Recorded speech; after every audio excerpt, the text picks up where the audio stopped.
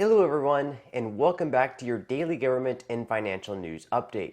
As always, I'm interested in hearing your thoughts on everything, so make sure to give this video a like, but also leave a comment giving your thoughts on everything that is currently going on.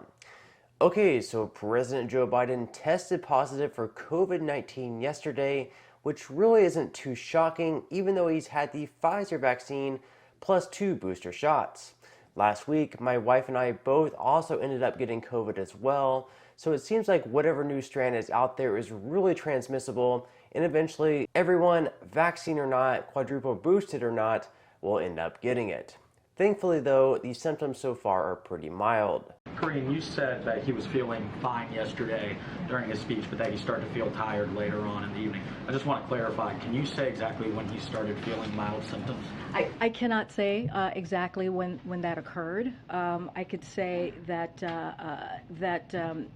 he told us this morning he had a runny nose, he had a dry cough, he was a little bit fatigued. He did say he had restless sleep. And when that occurred, he got the antigen test, tested positive, and then was given a PCR test. When asked where Joe Biden was infected, Karine Jean-Pierre got just a little bit defensive, saying, "I don't think that matters." Where exactly was the president infected? Where was he infected? I don't think we know. I certainly don't know if you have any thoughts on that. Look, I don't think that matters, right? I think what matters is we prepared for this moment. I think what matters is what Dr. Jha just laid out. If we look at where we were a year and a half ago, this is a president, when he walked in, one of his first priorities was to make sure we had a comprehensive plan to get people vaccinated. As one Twitter user, Let's Go Brandon, pointed out in a retweet, it used to matter, showing a New York Times forensic coverage of Trump's attendees who also tested positive at Donald Trump's White House Rose Garden speech. Everything aside, I do wish the president a speedy recovery. Other than COVID and what should be even more serious, just the other day, President Biden may have accidentally announced that he has cancer as well.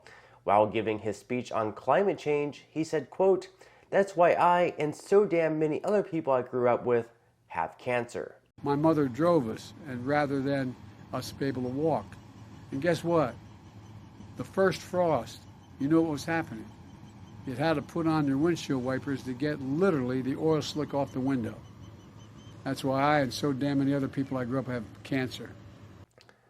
Since making the comments, the White House press office quickly had to clarify, saying that he actually had to get skin cancer treatment before taking office last year. Being that the president decided to use the present tense have for cancer definitely was a stunningly casual announcement for such a terrible health condition. Nevertheless, I'm definitely glad that he is cancer-free and doing just fine, other than of course having COVID, which again, I do wish he has a speedy recovery. People that may not be just fine though are residents and small business owners in New Orleans, which is just another city where soft on crime policies are beginning to get out of control.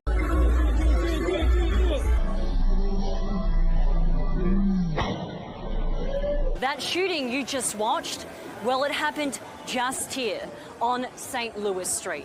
Business owners in the French Quarter say the crime is out of control. We have to fix it, and we have to fix it now. The city's crime problem is quickly spiraling out of control. It's very impactful because the small hotels, the restaurants, the bars, the art galleries, everyone will be affected. The treasured French Quarter becoming a hotspot. Joey DeFita, owner of Lafitte's Guest House and Bar, says first it was the pandemic, now it's crime. It's really sad. It's sad for businesses. Across the road from one of America's oldest bars, which relies on tourism, he's seeing less tourists and locals. Before, we would run till 2, 3 in the morning.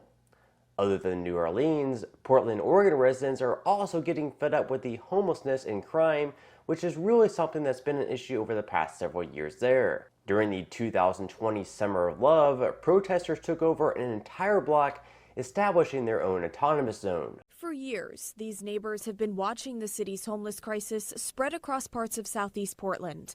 Now it's right outside their front door. I want to cry. I just want my house back.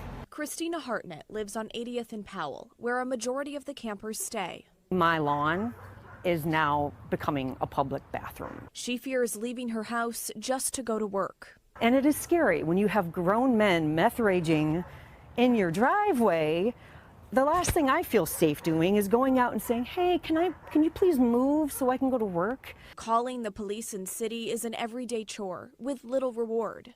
So far, no one has come to help us. Central City Concern Clean Start crews assessed this site Thursday. It was one of about 1,900 other campsites reported just this week. In the past 10 days, they found 272 encampments that pose a greater health and safety risk, which is why they haven't removed the camps in this neighborhood. But just getting the city to come out and assess it has been a full-time job. I have to report from like four different bureaus, and then I have to report that report to a report, and then I have to report that report to a second report, and it's the only way to get any kind of traction. To former White House Press Secretary Jim Psaki, though, soft on crime policies are simply a joke. If you look at Fox on a daily basis, I mean, do you remember the 4 boxes that we had on all the TVs, right? Which is on my TV right now. So right now, just to give you a sense. So CNN, Pentagon, as many as 8,500 U.S. troops on heightened alert. Okay, true. Same on MSNBC. CNBC is doing their own thing about the market. And then on Fox is Janine Pirro talking about soft on crime consequences. I mean, what does that even mean, right? So there's an alternate universe on some coverage. What's scary about it is a lot of people watch that. And although soft on crime policies may be a joke to Psaki and other members of President Biden's administration who just happen to have their own private security, crime is definitely not a joke to regular Americans who most definitely can't afford their own private security, and actually ranks as the 3rd highest priority among Americans, just behind inflation and the economy. So you can laugh it off, but to Americans, having their family safe is definitely an issue that's pretty high up there, which just goes to show how out of touch Biden and his administration is. Which really shouldn't surprise anyone that according to a new Quinnipiac poll, Biden's job approval is now just 31%. Among independents, his approval rating is even lower at 23%, and for Hispanics, it's even lower at just 19%. In a new Iowa poll, President Joe Biden's approval rating is even lower than the national average, sitting at 27%, and also marks the 2nd lowest job approval rating of any president in the history of Iowa's tracking. Okay, now moving into some news regarding stimulus checks. Over in Florida, single parents along with foster and adoptive families are among the nearly 59,000 families in Florida who will be receiving a one-time $450 payment courtesy of Governor Ron DeSantis. These checks are being sent out in hopes to offset the burden of inflation through a program called Hope Florida, a pathway to prosperity. Earlier this year, DeSantis shipped out some other payments, these for $1,000 to first responders, in what was a token of appreciation amid the pandemic. So, in response to these stimulus payments, some people say that it's simply a bribe from the governor during an election year, which, true, it very well could be, but also, considering that DeSantis currently already has a 54% approval rating in the state, he probably didn't necessarily need to bribe any voters. Since defeating Democratic candidate Andrew Gillum 4 years ago, who was just recently indicted on federal charges of wire fraud and false statements to the FBI, DeSantis has really taken off in popularity and should have no problem whatsoever in defeating whoever he ends up facing. I will say though, it is just a little bit odd seeing Republicans handing out stimulus checks, something they say contributed to all the inflation taking place over the last year. Okay, now moving into some money news, where we start off with stock picking master Nancy Pelosi. Over the past few years, she's gained her fame in the Wall Street circles, best known for her perfectly timed stock picks. Just recently, her husband Paul Pelosi made a $1 million purchase of his stock in a semiconductor company as Congress was preparing to vote on a $52 billion subsidy to the industry as part of a bill to increase U.S. manufacturing of computer chips to make the states less reliant and more competitive with China. So most people would think the timing of this purchase by her husband was just a little bit too well timed, and that he might just be getting some information from his wife Nancy. When Pelosi was confronted with this information, she started smirking but denied the allegations. Over the course of your career, has your husband ever made a stock purchase or sale based on information he's received from you? What are you saying? Over the course of your career, has your husband ever made a stock purchase or sale based on information he's received from you? No, absolutely not. Okay. Thank you. Thank you. Of course, even if you aren't Paul or Nancy Pelosi with behind-the-scenes information, you could have been invested in a regular index fund and have been doing pretty well of late. And yesterday, the S&P 500 rose by 0.99% and the NASDAQ jumped by 1.36%. Over the last 5 days, the NASDAQ has been up by nearly 6%, so it's definitely been making some pretty good moves of late.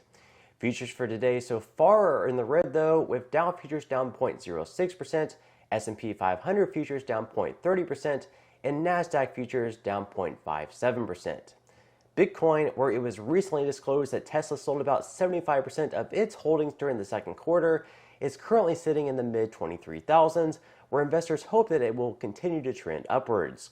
Over the last week, Bitcoin's price has surged upwards by more than 12%. So with stocks and Bitcoin both making big moves to start the second half of the year, if you would like to get started investing or just receive a few stocks for free, in the comment section below, I will pin a comment where you can receive 6 free stocks and $5 worth of Bitcoin from my partner in Webull.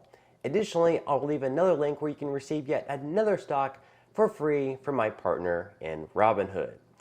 But on that note, I'm going to go ahead and wrap up this video. If you enjoyed the content in today's video and you would like to see more like it, I would encourage you to give this video a like, subscribe to my channel, and make sure to ring the notification bell. That way you will be the very first to be notified when I do release future videos.